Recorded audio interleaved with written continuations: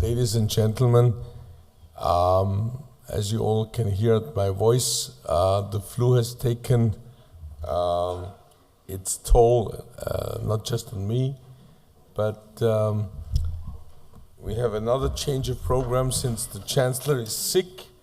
We are expecting the Minister of Education and Research to come in a couple of minutes due to the fact that half of Austria is either sick or on the way of getting better, but I apologize for that. I will also, if you don't mind,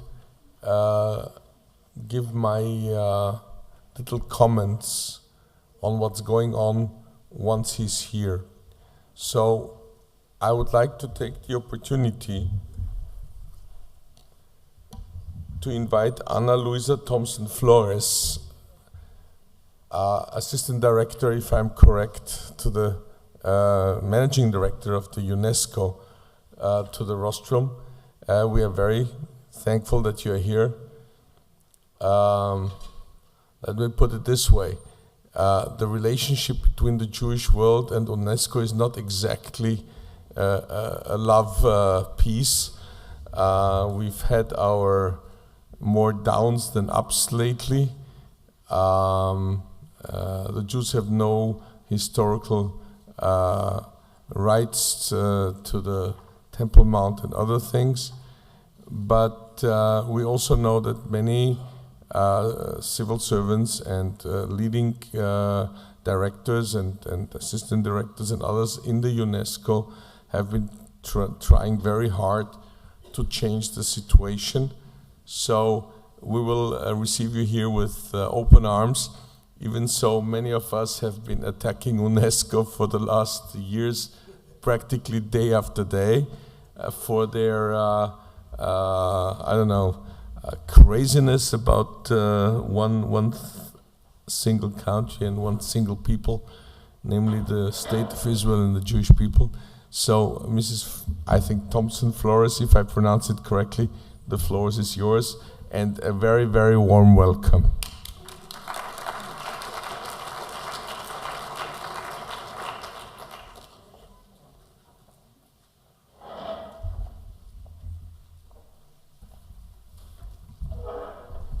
May I? Considerably lower. Dear distinguished organizers, dear Mr. Muzicant, dear Mr. Deutsch, I hope I'm pronouncing correctly, I apologize if I have not. Dear professors, ladies and gentlemen, I am very grateful to the organizers of this opportunity to speak today on behalf of the Director General, Ms. Audrey Azoulay, on UNESCO's role in countering and preventing anti-Semitism and our efforts in preserving the legacy of the Holocaust. This topic sends us back to the founding of UNESCO, created in response to the horrors of the Second World War II, in response to the Holocaust, and to all forms of racism and anti-Semitism yesterday, today, and tomorrow. UNESCO's role, our core function within the United Nations, is unique. We act on mentalities.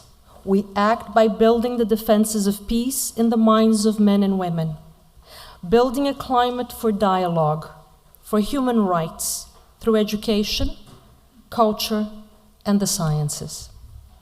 We advocate this approach because we believe that the ethical and political commitment against anti-Semitism and all forms of intolerance and discrimination must be founded on an intellectual effort to understand the roots of hatred, to diffuse the discourses that exploit ignorance.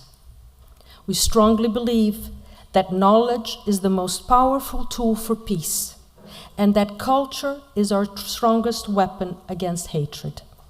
This is why we are convinced that education and culture have become core security issues in the world of today.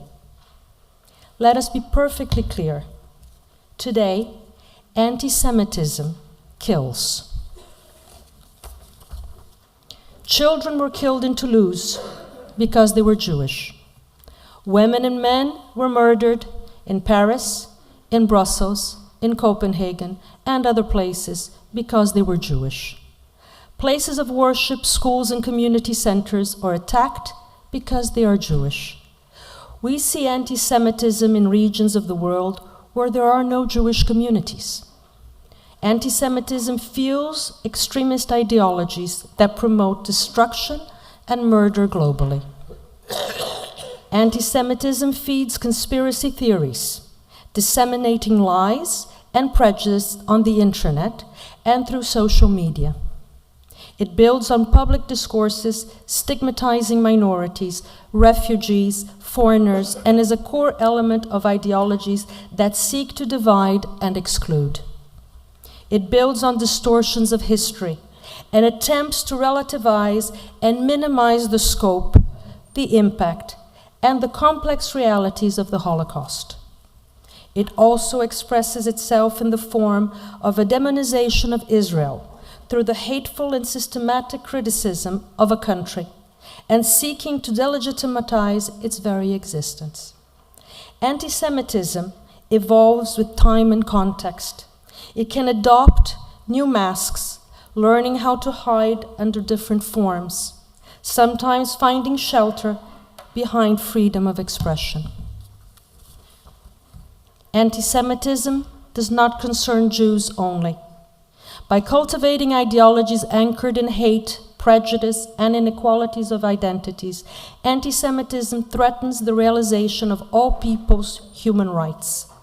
Anti-Semitism germinates irrespective of the presence of the Jewish community. It instead flourishes as an attitude, replicated in myth, conspiracy, imagery, media, and culture, borrowing from historic tropes and reinventing itself in new guises. It is also a clear indicator of a broader societal problem. It is the manifestation of regressive and dangerous tendencies that deeply affect the fabric of society which it strives in. This calls for action. Political leadership at local, national, and global levels must name anti-Semitic violence when it occurs and speak clearly against it. We must also bolster the role of civil society to strengthen partnerships, reinforce dialogue, and ensure that anti-Semitism is dealt with as a concern for all, and not only a problem of the Jewish communities. We must monitor anti-Semitism, strengthen legislation, and improve law enforcement. In this regard, I want to acknowledge the efforts of the International Holocaust Remembrance Alliance, to which UNESCO is an active permanent international partner, to provide its member states with a working definition of anti-Semitism. We must be able to recognize manifestations of anti-Semitism if we want to be able to combat it. This underpinned the Roundtable UNESCO and the IHRA organized together in 2016, with the participation of Stephen Katz of Boston University and the French former Minister of Justice, President of the Constitutional Court, and Senator Robert Badinter. Our message was clear. Anti-Semitism must be countered, and it must also be prevented. For UNESCO, this begins with education. Education cannot entirely eliminate anti-Semitic prejudice and behaviors, but it can develop and encourage the skill set needed to identify and counteract them, and create conditions that make it difficult for them to proliferate. Absolutely. Please. Welcome. Education can foster democratic and self-reflective citizens by strengthening critical thinking, building media information literacy, and advancing learners' understanding about the functions and allure of anti-Semitism. Education policy should also ensure that educational establishments are equipped to address instances of anti-Semitism in education, building practitioners' knowledge of what to react to and how to respond effectively in the classroom. This is both a pedagogical and an institutional challenge for education stakeholders, which should urgently be addressed in areas when anti-Semitism manifests itself repeatedly. Anti-Semitic incidents violate fundamental rights. Anti-Semitism must therefore be approached primarily as a human rights issue and should be handled as such, for the benefit of all groups which may become victims of racism, intolerance, and discrimination. But it should also be addressed in ways which tackle its specific and distinct characteristics.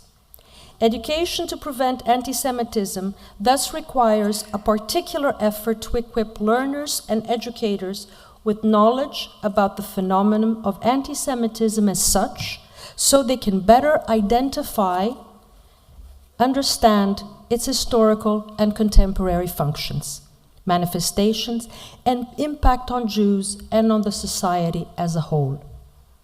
Against new forms of anti-Semitism, we must constantly reinvent our tools.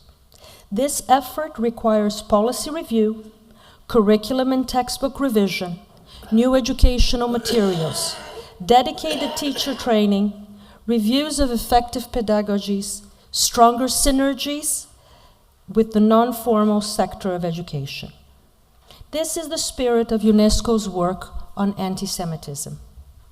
Together with the Organization for Security and Cooperation in Europe, we are finalizing policy guidelines to address anti-Semitism through education, as we have done jointly in the past to counter anti-Muslim racism in schools.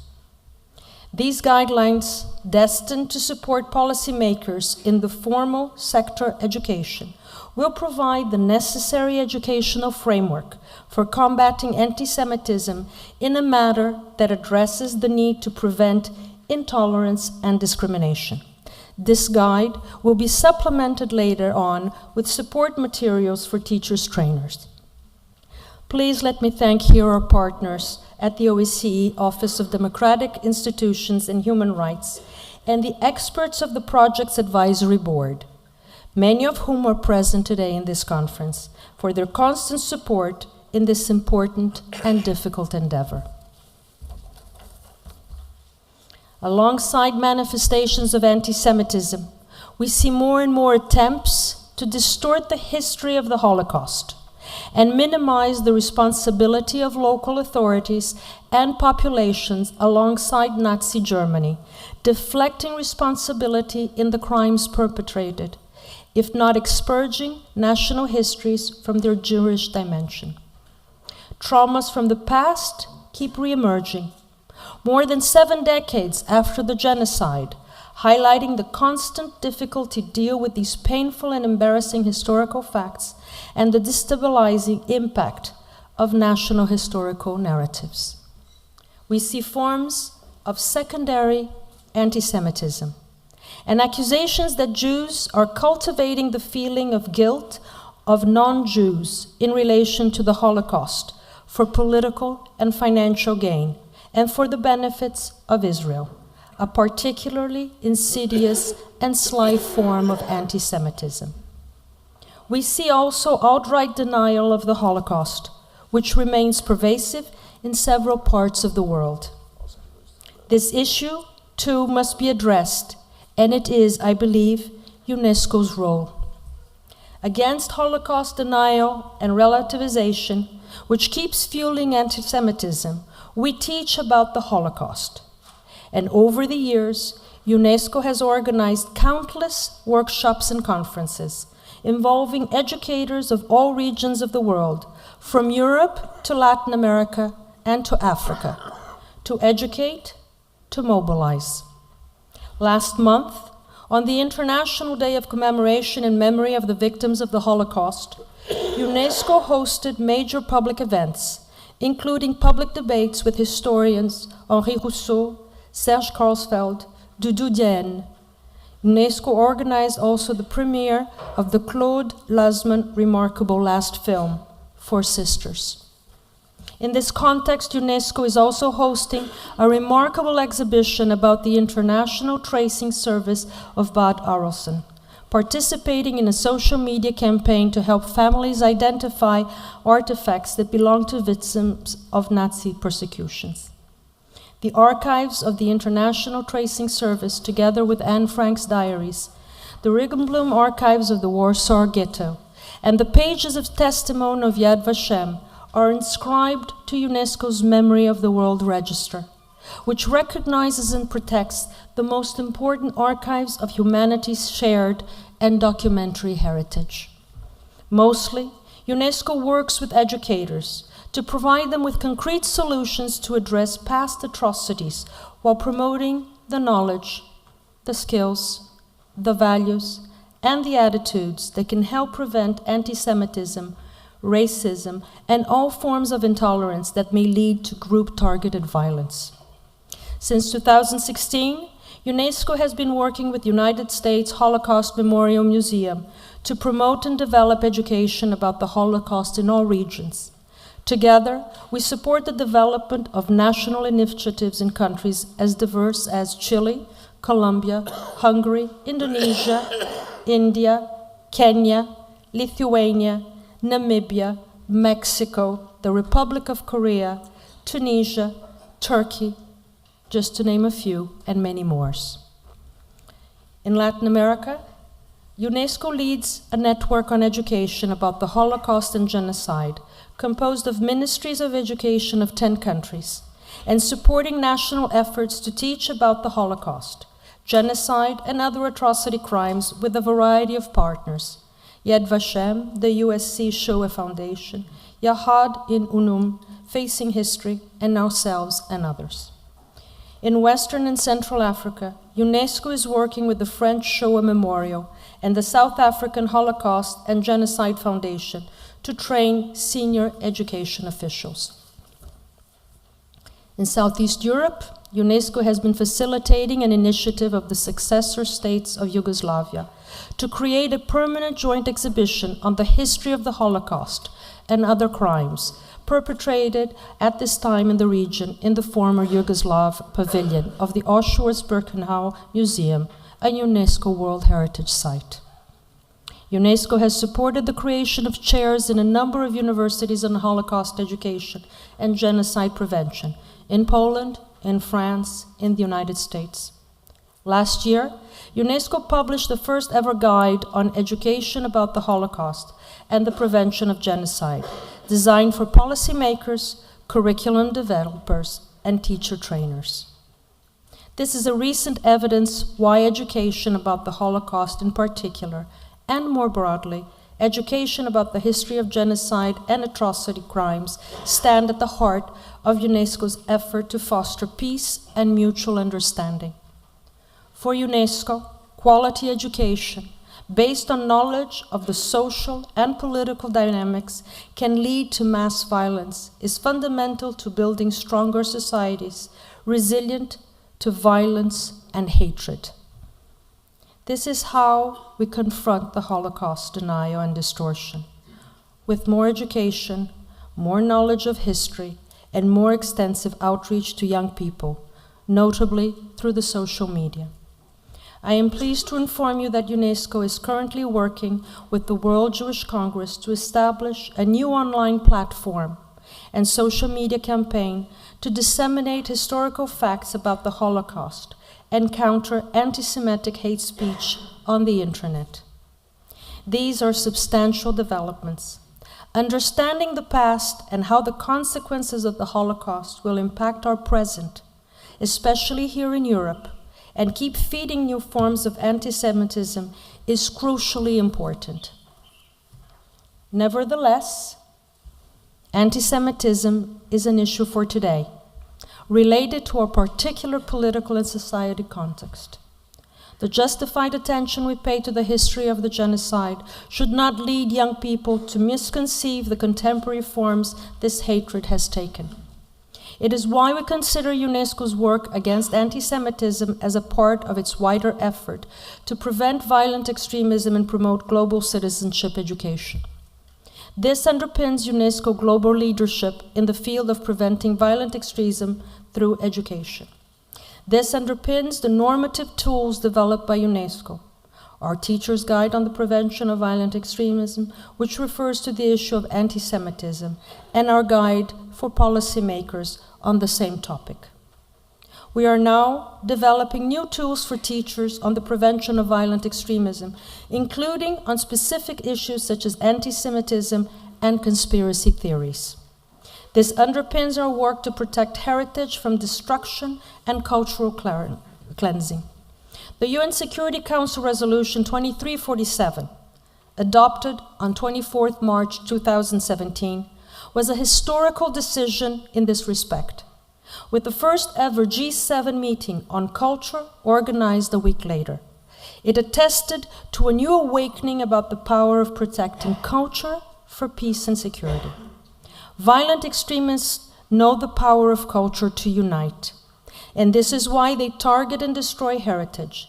And this is why they destroyed the fabled shrine of the prophet Jonas, Yabi Yunus in Mosul, in Iraq, revered by Jews, by Christians, and by Muslims. Protecting and transmitting the values of heritage and cultures, including Jewish culture, can help people understand history and reject manipulation. Through its World Heritage Site programs, UNESCO protects landmarks of Jewish history and culture in Israel. In the same spirit, UNESCO continues to advocate for the protection of the cultural heritage of Jerusalem as the holy city of all three monotheistic religions, recognizing the link of all three religions with the universal city. UNESCO has worked with B'nai B'rith to organize major international conferences, respectively in 2012 and 2014, on the permanence of Yiddish on the Jew-Spanish paths and the Mediterranean. In 2016, UNESCO Mandajid Singh Prize for the Promotion of Tolerance and Nonviolence was awarded to the Jewish Museum and Tolerance Center in Moscow. With the Simon Wiesenthal Center, UNESCO created in 2014 the exhibition People, Book, Land, the 3,500-year relationship of the Jewish people with the Holy Land. It was launched in June 2014 to share and deepen knowledge about the history and culture of the Jewish people. It is now touring the world.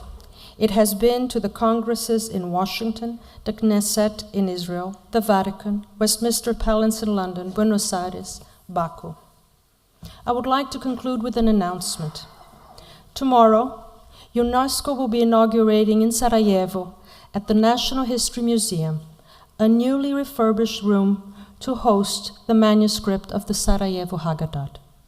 After decades of a difficult history following the war in Bosnia and Herzegovina, the Haggadah will now be on display for the public.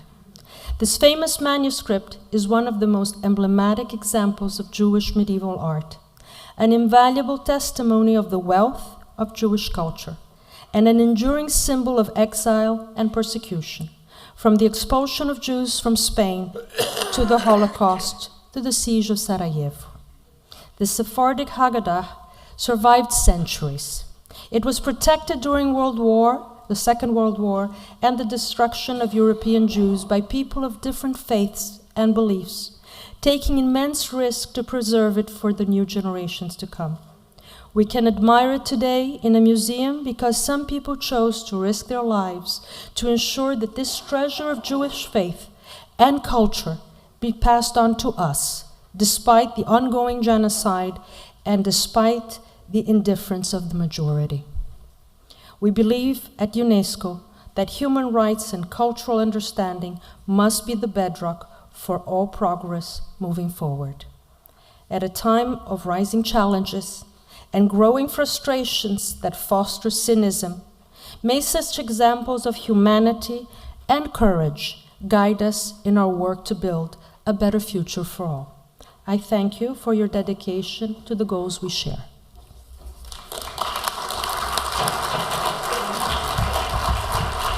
Thank you very much. You have already signed this. Yes, I did. Thank you.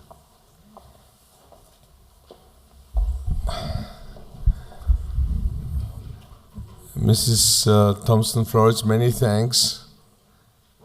I would like to thank all these good people in UNESCO who do this wonderful job. I can't resist a side remark. Jewish people in this city seem to have had dreams. Well, I also have a dream that one day UNESCO will have less deliberations on and resolution against the State of Israel, and that the State of Israel one day will rescind its decision to leave UNESCO.